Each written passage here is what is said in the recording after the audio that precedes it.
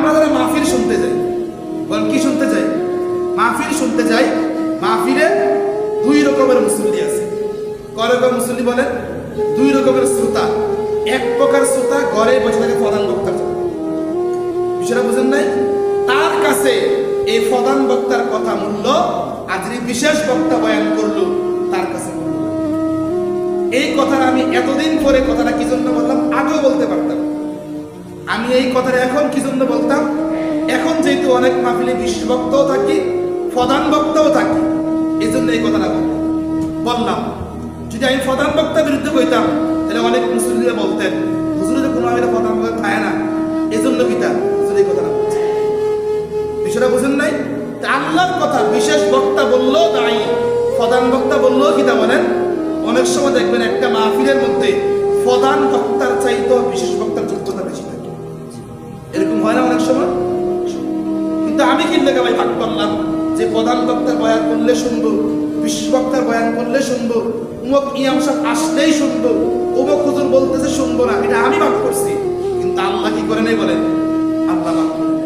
আল্লাহ বলছে আমার কাছে উসরি রিকশাওয়ালাও যদি আমার দিকে ডাকে আমি তাকে দায়ী বলবো, আর যদি কোন ধনী ডাকে তাকেও আমি দায়ী বলবো, যদি কোনো মসজিদের ইমাম বলে তাকেও আমি দায়ী বলবো, যদি কোনো বিশেষ বড় টুপিওয়ালা হুজুর কথা বলে তাকেও আমি দায়ী বলবো, ছোট্ট টুপিওয়ালা হুজুর কথা বললে তাকেও আমি দায়ী বলবো, রঙিন পাঞ্জাবির কথা বললে তাকেও দায়ী বলবো, সাদা সিধা কথা বললে তাকেও কি বলবেন? আল্লাহ পার্থক্য নেই, আল্লাহর কাছে কোনো পার্থক্য নেই।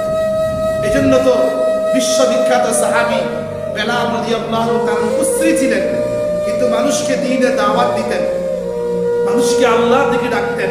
পক্ষান্তরে আবু জেহেল রাষ্ট্রের প্রধান ছিলেন, টাকা পয়সা অভাব ছিল না, একেবারে সর্বোচ্চ মর্যাদা রাষ্ট্রের মধ্যে পেয়েছে, কিন্তু আল্লাহর কাছে দায়ী কে বলেন? বেলাল। দায়ী কে বলেন? সম্মানিত কে বলেন? বেলাল।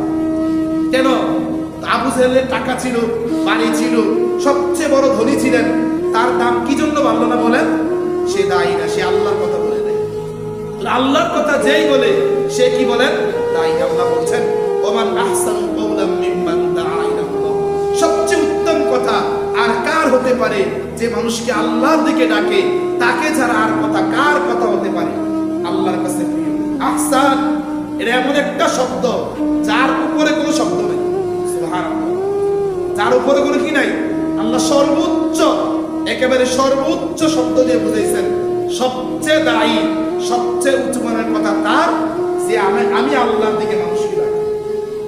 তো ডাকতে চরণ কিটা বুঝেন নাই?